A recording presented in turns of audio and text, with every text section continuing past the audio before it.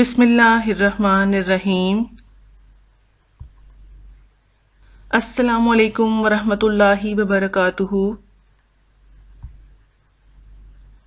दरेरकम schools online classes में मैं आपको खुशामदीद कहती हूँ। मुतालिया पाकिस्तान का हमारा पहला सबक है पाकिस्तान की नज़रियाती असास और इसका उन्वान है नज़रिया की अहमियत। आज हम बात करेंगे नज़रिया की अहमियत की।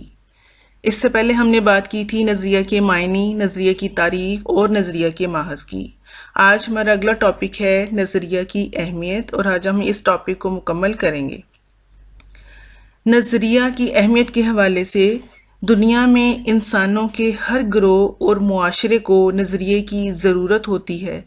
हर मजहब, रियासत और कौम के लोगों को अपनी रहनुमाई के लिए कुछ ऐसे बुनियादी असूल दरकार होते हैं जिनकी वो पैरवी कर सकें, जिनकी रोशनी में वो अपने मकासद और अहदाफ का तयन कर सकें और अपने आगे बढ़ने की समत और तरीक़ाकार का फ़ैसला कर सकें।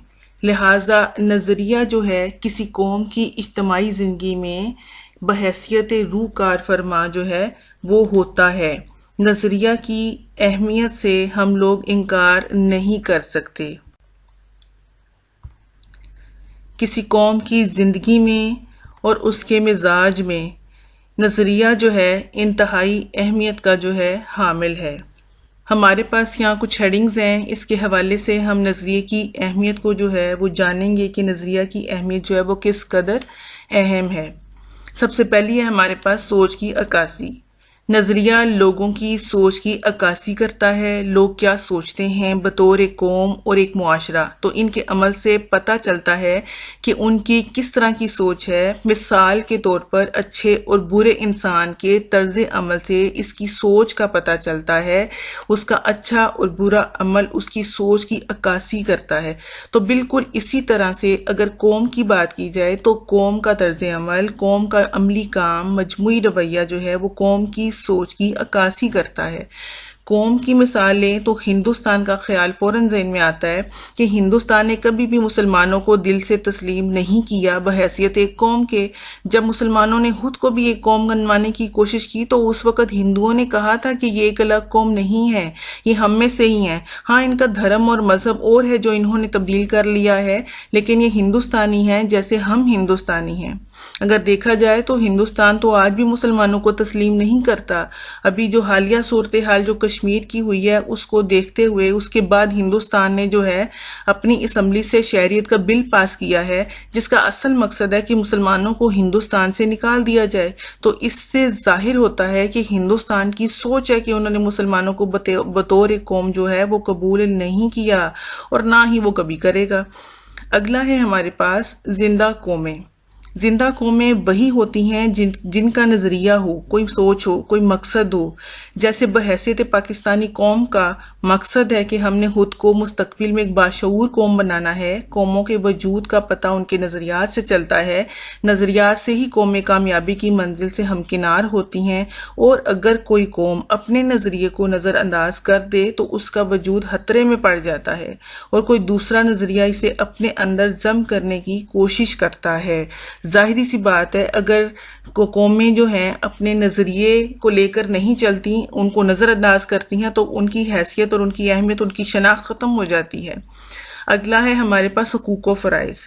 किसी भी मुल्क के अंदर कौमी हुकूक व फ़राइज़ का तयन भी एक नज़रिए के तहत ही होता है। नज़रिया बताता है कि कौम के हकूक़ क्या हैं, इनको क्या सहूलतें यहाँ पर मिलनी चाहिए, कौन सी बुनियादी सहूलतें जो है वो इन तक पहुँचनी चाहिए और इस कौम के फ़राइज़ क्या हैं, इनकी ज़िम्मेदारियाँ क्या हैं। उन्होंने कानून की पासदारी करनी है, अमन व अमान कायम रखना है, बदउनवानी के खिलाफ जंग करनी है, ब्लैक मार्केटिंग की लानत का खात्मा करना है, इस्तेहकाक का ख्याल रखना है, तालीम को बामकसद बनाना है। इस तरह नज़रिया जो है कौम के हकूक़ व फ़राइज़ का तयन करता है।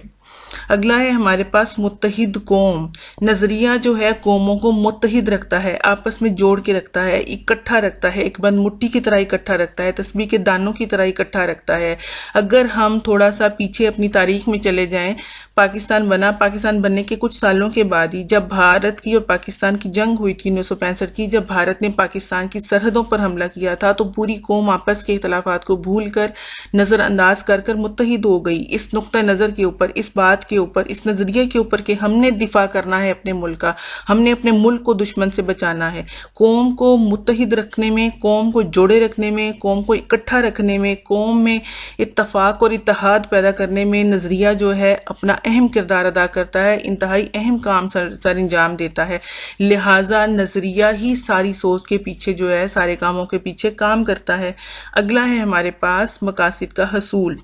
किसी भी मकसद को हासिल करने के लिए नजरिया जद्दोजहद का जज्बा पैदा करता है और मकसद के हसूल को जो है वो यकीनी बनाता है। जाहिर सी बात है, नजरिया मकसद देता है, मकसद हमें मंजिल की तरफ लेके जाता है, तो मकासद के हसूल को 100% कामयाब जो है वो बनाता है, वो नजरिया है। तो नजरिया ही हमें मकसद में जो मकसद के लिए जज्बा देता है। आप लोग तालीम हासिल करते हैं, क्यों हासिल करते हैं? डेफिनेटली अगर आप तालीम हासिल कर रहे हैं, आप किसी नजरिए के तहत, किसी सोच के तहत जो है वो काम कर रहे हैं। आप तालीम हासिल करते हैं, आपकी जिंदगी में कोई मकसद है, उस मकसद ने आपकी मंजिल की निशानदही की हुई है और आपने उस तक पहुंचना है, और फिर आप उसी जज्बे के तहत काम करते हैं कि मैंने अपनी उस मंजिल तक जो है पहुंचना है। तो इस वजह से ये पीछे एक नजरिया और एक सोच ही काम कर रही होती है, जो कि आपको लेकर चलती है और जिंदगी के और उस पूरे रास्ते से गुजार कर आपको मंजिल तक लेके जाती है। अगला है हमारे पास इनकलाब का जरिया। इनकलाब नजरिया से जन्म लेता है। लोग जब किसी भी मुश्किल हालात से गुजरते हैं तो वो अपने अंदर एक इनकलाब लेकर आते हैं, एक तब्दीली लेकर आते हैं, और इस तरह से ये इनकलाब होता है, और कि हमने खुद को बेहतर बनाना है और अपने आप को मनवाना है और अपने हकूक लेने हैं, और फिर इसकी वजह से नए नए रास्ते खुलते हैं, नए नए मौके मिलते हैं कि लोग मुत्तहिद हों, मकासद को हासिल करें और आगे बढ़ें और नए नए तरीके अपनाएं। ये सारा इसको जो है इनकलाब कहते हैं कि जब लोगों के अंदर तब्दीली आती है, जब बहुत ज़्यादा लोग जो हैं बेइंतहा मुश्किलात का शिकार होते हैं, मुश्किलात को फेस करते हैं, परेशानियों में रहते हैं, तो फिर उस वक्त ये ठान लेते हैं, उनमें ये सोच और तब्दीली पैदा होती है कि हम लोगों ने इस फेज में से अपने आप को बाहर निकालना है। तो फिर इस तरह से पीछे नजरिया काम कर रहा होता है और वो लोग इस सूरत हाल से बाहर निकल आते हैं और इनकलाब बर्पा कर देते हैं मुआशरे के अंदर। अगला है हमारे पास नजरिए का वजूद। नजरिया एक ही दिन में नहीं बन जाता, इसका वजूद एक ही दिन में मुमकिन बिल्कुल भी नहीं है, बल्कि इसके पीछे बहुत से हालात वाक़यात काम कर रहे होते हैं। जैसे मुसलमानों ने खुद को एक अलग कौम मनवाने की हिंदुस्तान के अंदर कोशिश की, फिर उसके बाद उन्होंने अपने हकूक के लिए आवाज़ बुलंद की, फिर उसके बाद उन्होंने अपने अलग मुल्क की बात की। तो इसके पीछे बहुत से हालात वाक़यात और असबाब जो हैं वो जुड़े होते हैं, एक तवील जद्दोजहद मौजूद होती है, तब जाकर कोई नजरिया जो है वो कायम होता है। लिहाजा नजरिए का जो वजूद है वो एक दिन में मुमकिन नहीं है। महरूमी का खात्मा। जब एक ही मुआशरे में पैसे का तवाज़ुन ना हो, अमीर अमीर तर होता चला जाए और गरीब गरीब तर होता चला जाए, और फिर दरमियाना तबका ऐसा वो अफराद जो महरूमियों का शिकार हो, जो मुश्किलात का शिकार हो, जो परेशानियों का शिकार हो, जो नाइंसाफियों का शिकार हो, तो फिर उनके अंदर ये सोच जोर पकड़ती है कि हमने अपनी महरूमियों को दूर करना है, हम लोगों ने इनसे बाहर निकलना है, अपने आप को तरक्की के रास्ते पर डालना है। तो डेफिनेटली पीछे एक नजरिया काम करता है जो उनको ये सोच देता है, फिर वो लोग महरूमी से अपने आप को निकालने की भरपूर कोशिश करते हैं। अगर पीछे नजरिया ही काम ना कर रहा हो, पीछे ऐसी सोच ही ना हो, तो ऐसी मुस्बत तब्दीली कभी भी नहीं आती। अगर पीछे ऐसा वैलिड और सॉलिड आपके पास जो है वो नजरिया मौजूद होगा, आपकी ऐसी आइडियोलॉजी होगी जो आपको मजबूर करेगी आके आप लोगों ने इन हालात से लड़ते हुए अपने आप को बाहर निकालना है, तो डेफिनेटली लोग और कौमें जो हैं और मुआशरे जो हैं सूरत हाल से बाहर निकलने में कामयाब हो जाते हैं। नेक्स्ट है मसावी हकूक। मसावी हकूक से पहले नजरिया मसावी हकूक क्या है? आज़ादी और हकूक का वो नजरिया है जिसके तमाम इंसान यकसा तौर पर हकदार हैं।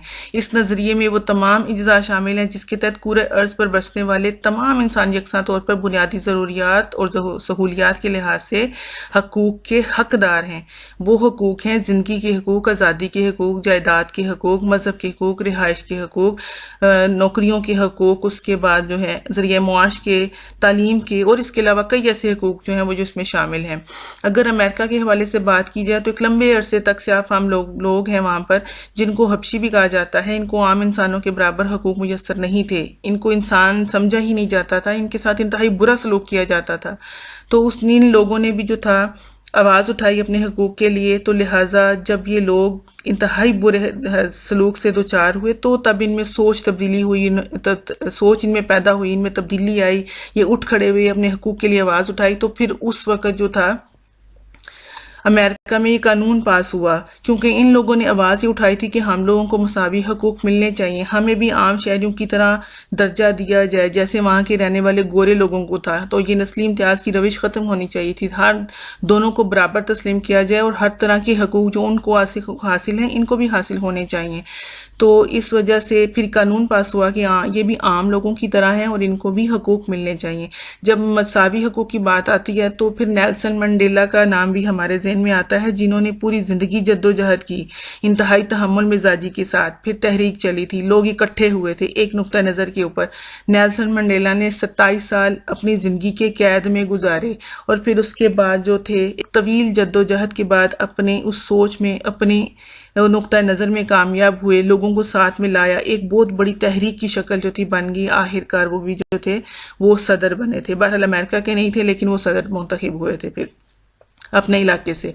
अच्छा, उसके बाद अगला है हमारे पास आज़ादी का जज्बा। आज़ादी का जज्बे की बात की जाए तो डेफिनेटली मुसलमानान बरे सगीर पाक व हिंद का ख्याल आता है कि वहाँ के मुसलमानों की बात जो होती है उनका ही तज़किरा ज़रूरी है कि वहाँ के रहने वाले मुसलमानों में जो था जज्बा आज़ादी पैदा हुआ और मुसलमानों ने अपने हकूक़ की बात की, अपने लग वतन की बात की, अपनी आज़ादी की बात की, क्योंकि इसके पीछे अंग्रेज़ों और हिंदुओं का ज़ालिमाना रवैया था जिसकी वजह से मुसलमान दब चुके थे। क्योंकि 1857 की जंग आज़ादी के बाद हिंदू अंग्रेज़ों के साथ मिल गए थे और उन्होंने हिंदुओं ने सारा मलबा मुसलमानों के ऊपर डाल दिया था और उनके साथ बहुत ज़्यादा माशी और माशरती नाइंसाफ़ियाँ की थी, जिसकी वजह से उनके ज़ालिमाना रवैये की वजह से मुसलमान दबना शुरू हो गए थे। फिर इन सारे हालात में जो बहुत बड़ी मुश्किल मुसलमानों ने फेस की थी, उन हालात ने मुसलमानों की सोच को तब्दील कर दिया, उनको एक ऐसे रस्ते पर डाल दिया कि वहाँ से मुसलमानों के अंदर जो था नज़रिए ने जन्म लिया और नज़रिया जो था वो वजूद में आया। लिहाजा हम कह सकते हैं कि हर नज़रिया के पस पर्दा तारीख, रवायात, रस्म व रिवाज, मिजाज, नफ्सियात और मज़हब जैसे अनासिर जो हैं वो शामिल होते हैं जो काम कर रहे होते हैं। यही अनासिर नज़रिए की अहमियत को जो है वो उजागर करते हैं। यहाँ तक हमारा नज़रिए का जो टॉपिक है वो मुकम्मल हो चुका है, जिसमें नज़रिए के मानी, तारीफ, माखज़ पढ़े थे पिछले लेक्चर में और आज हमने इसकी नज़रिए की अहमियत पढ़ी। ये एक पूरा एक टॉपिक हमारा जो है मुकम्मल हो चुका है। ठीक है, अगला है हमारे पास नज़रिया पाकिस्तान का मफ़हूम। देखेंगे कि नज़रिया पाकिस्तान का मफ़हूम क्या है, जो इंतहाई इम्पोर्टेंट है कि पाकिस्तान को हासिल करने का नज़रिया और उसका मफ़हूम क्या है, उसका मतलब क्या है कि क्यों हमने पाकिस्तान हासिल किया। सबसे पहले हम इसकी आइडियोलॉजी को समझते हैं। एक तो नज़रिया हमने देखा, समझा कि नज़रिया होता क्या है। अब हम देखते हैं कि पाकिस्तान जो एक अलहदा वतन है जो इस्लाम के नाम पर कायम हुआ, इसका नज़रिया क्या था, फिर इसका मीनिंग क्या है। नज़रिया पाकिस्तान असल में इस्लामी नज़रिया हयात है और यही इस्लामी नज़रिया हयात दीन इस्लाम, कुरान, सुन्नत और हदीस पर इस्तवार है। बरे सगीर के रहने वाले मुसलमानों का शऊर ये था, वो आवाज़ बुलंद करते थे इसी इस्लामी नज़रिए हयात के बिहाफ पर कि हम इसी नज़रिए की बुनियाद पर दूसरी अक़वाम से अलहदा हैं, क्योंकि दुनिया पूरी दो ग्रोहों में बटी हुई है, मुस्लिम और गैर मुस्लिम। मुसलमानों का गैर मुस्लिम से फ़लसफ़ा हयात, इवन हिंदुओं से भी, क्योंकि हिंदुओं के साथ रहते थे हिंदुस्तान में, फ़लसफ़ा हयात, नज़रिया हयात, उनका कल्चर, सकाफ़त, तहज़ीब, रवायात, रस्म व रिवाज, उनकी तारीख़, उनकी जो तमद्दुन है, हर त्यौहार है मुसलमानों के, हर एक चीज़ मुसलमानों की जो है वो हिंदुओं से यकसर मुख्तलिफ है। इसलिए मुसलमान दावा करते थे कि हम सारी कौमों से जो है वो बिल्कुल मुख्तलिफ है। इवन एक दफ़ा कायद-ए-आज़म ने ऐसा कहा था कि पाकिस्तान तो उसी रोज़ बन गया था, पाकिस्तान उसी रोज़ वजूद में आ गया था जब बरे सगीर का पहला हिंदू मुसलमान हुआ था। तो डेफिनेटली जब पहला हिंदू मुसलमान हुआ था था तो उस वक्त टू नेशन थ्योरी, दो कौमी नजरिए की बुनियाद पड़ी थी कि हिंदुस्तान के ऊपर ये एक वाजिया पैगाम था कि हिंदुस्तान के अंदर सिर्फ हिंदू ही नहीं रहते, यहाँ पर मुसलमान दूसरी एक बड़ी कौम भी मौजूद है। इसीलिए यही बुनियाद जो इस्लाम है, दीन इस्लाम, इसी बुनियाद के ऊपर जो था नजरिया पाकिस्तान कायम हुआ। और नजरिया पाकिस्तान की वो स्ट्रेटजी थी, ये वो लाहा अमल था जिसको वाजिया करने का मकसद ये था कि हम इस्लाम के ज़ाब्ता हयात को यहाँ पर नाफिज करें, जिसके अंदर तहजीबी, सकाफती, तमदनी, सियासी और मुआशी निज़ाम आ जाता है। इस्लाम एक पूरा ज़ाब्ता हयात है जिसने इनफरादी और इज्तमाई ज़िंदगी का पूरा ज़ाब्ता हमें दिया है, हर एक पहलू के ऊपर रोशनी डाली है कि ज़िंदगी कैसे गुजारनी है, और एक मुतवाज़न निज़ाम ज़िंदगी जो है वो हमें फराहम किया है। इसको नाफिज करना जो था यहाँ पर हमारा मकसद था कि हमने इसको जो है वो नाफिज करना है। इसी दो कौमी नज़रिए ने आगे चलकर मुसलमानों की भरपूर जो थी वो मदद की कि दो कौमी नज़रिया जो था हिंदुस्तान के ऊपर वाज़िया हो चुका था, और हमारा यही दो कौमी नज़रिया जो था वो दीन इस्लाम की बुनियाद पर था, और इसी दीन इस्लाम के ऊपर जो था नज़रिया पाकिस्तान का जो था वो कायम होना था। और नज़रिया पाकिस्तान ही हमारी वो स्ट्रेटजी थी जिसको वाज़िया करने का मकसद यही था कि दीन इस्लाम को यहाँ पर नाफिज किया जाए, जिसके अंदर तहजीबी, सकाफती, तमदनी, सियासी और मुआशी निज़ाम मौजूद था।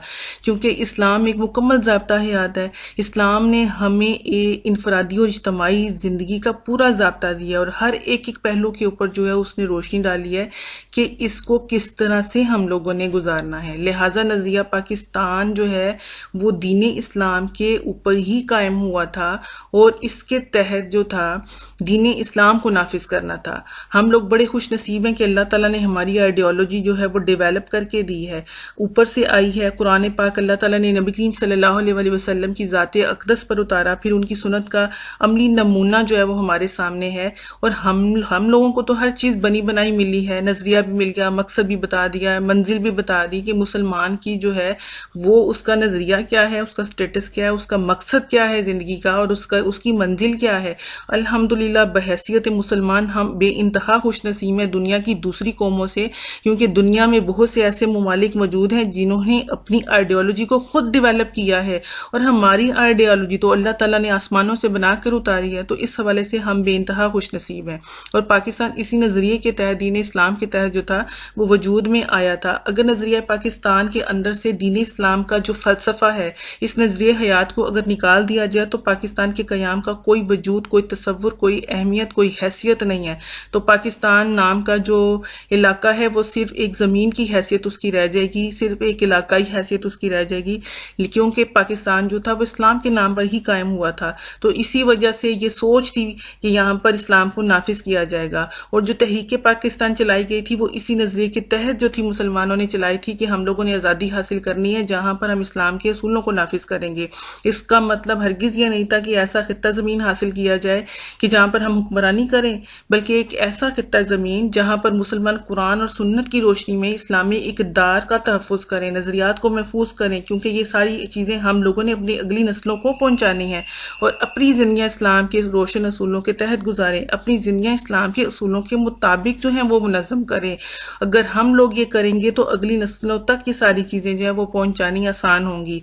तहरीक पाकिस्तान के पीछे जो सोच था, जो नज़रिया था, जो सोच थी वो, और फिर तामीर पाकिस्तान जो मंजिल की सूरत में हमारे पास सामने है। इकबाल ने ख्वाब देखा था और कायद ने कर दिखाया था। तहरीक पाकिस्तान और तामीर पाकिस्तान का जो सफ़र था, इसके मजमूई तसव्वुर को हम नज़रिया पाकिस्तान कहते हैं। असल में ये वो नज़रियाती बुनियाद है जिसके तहत बरसगीर के मुसलमानों ने अपनी खोई हुई शनाख्त को मनवाया, अपने हकूक़ के लिए आवाज़ बुलंद की, अलहदा वतन का मुतालबा किया, और कौमी फलाह बहबूद के लिए जो थी उन्होंने भरपूर जद्दोजहद की, और आखिरकार पाकिस्तान की सूरत में दीन इस्लाम के नाम पर जो था एक अलग खित्ता जो था हासिल किया।